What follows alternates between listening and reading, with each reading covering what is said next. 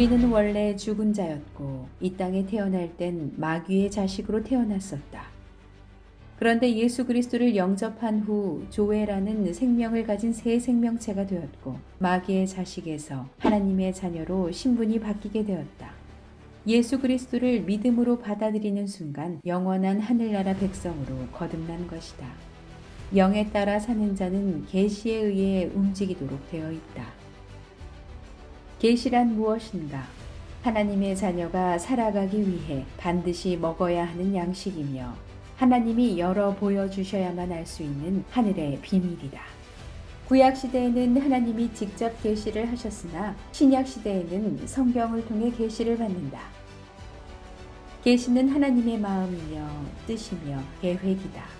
계시는 계시이므로 반드시 올바르게 해석되어야만 한다. 계시를 해석하는 기준을 우리는 신학이라고 부른다. 신학은 신앙을 설명하는 틀이다.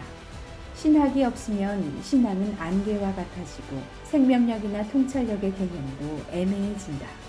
그뿐만이 아니다. 계시가 없으면 묵시가 없고 묵시가 없으면 모든 인간은 방자해진다. 르위기 26장 12절은 언약의 핵심이기도 하고 계시의 핵심이기도 하다. 하나님의 마음과 의지, 계획이 명확하게 드러나 있기 때문이다. 나는 너희 중에 행하여 너희의 하나님이 되고 너희는 내 백성이 될 것이다. 이처럼 분명한 메시지가 어디 있나? 너희 중에 행한다 라는 말은 요한복음 15장을 연상케 한다. 한마디로 내가 내 안에, 내가 내 안에이다.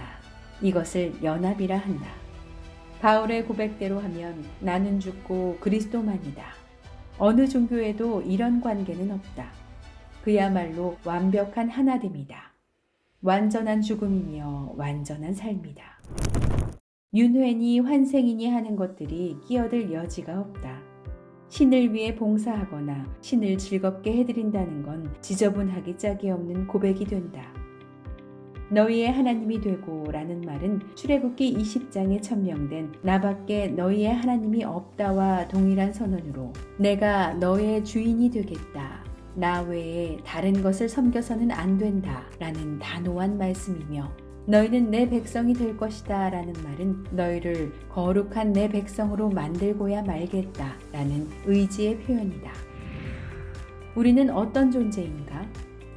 너희는 택하신 족속이요 왕같은 제사장들이요 거룩한 나라요 그의 소유가 된 백성이니 나는 너희를 어두운 데서 불러내어 그의 기이한 빛에 들어가게 하시니에 아름다운 덕을 선포하게 하려 하심이라. 생명력 없는 사람이 이 말씀에 아멘 할 수 있을까? 생명력 없는 사람이 이렇게 살 수 있을까? 너는 택하신 족속이고 왕같은 제사장이야. 그런데 내 삶은 왜 이렇게 고단하기만 한 거예요? 라고 되묻지는 않을까? 주님의 제자인 베드로가 그랬다. 밤은 어둠의 속성으로 우리를 속이려 했지만 별빛 한 줌만으로도 광채가 날 수 있다는 걸 베드로는 알고 있었다. 그도 자충성과 고난의 바다를 한참이나 항해한 후였다. 앞에 그의 소유된 백성이라는 말에 방점을 짓고 앞뒤를 살피면 우리의 정체성이 확연하게 드러난다. 택하신 족속, 왕같은 제사장, 거룩한 나라, 어두운 데서 불러냄, 그의 기이한 빛에 들어가게 하심. 정말 주옥 같지 않은가? 풀잎에서 떨어지는 아침 이슬같이 그 뜻을 묵상하기만 해도 생명의 등불이 환하게 타오른다. 구약으로 보면 강제적인 것 같지만 신약 안에서는 자발적이다. 은혜는 무슨 암호처럼 허공을 떠다니지 않는다.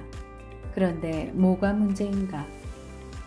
구원받은 이후에도 생명력 가득한 천국이 아니라 도피나 폭발의 영역에서 중독에 빠지는 등 지옥의 삶을 사는 아이들이 점점 많아져 가는 이유가 무엇인가? 회복이나 생명력이란 단어조차 들어보지 못한 채 어떻게 해야 생명 가진 자답게 살 수 있는지 어둠의 잔등에 올라타 바람으로 불려가는 욕망의 한 부분이 되어 허무의 바다를 떠돌아다니는 자식 앞에서 한숨만 내쉬는 부모들에게 생명력의 라이더로 살게 해준다면 따라와 줄까?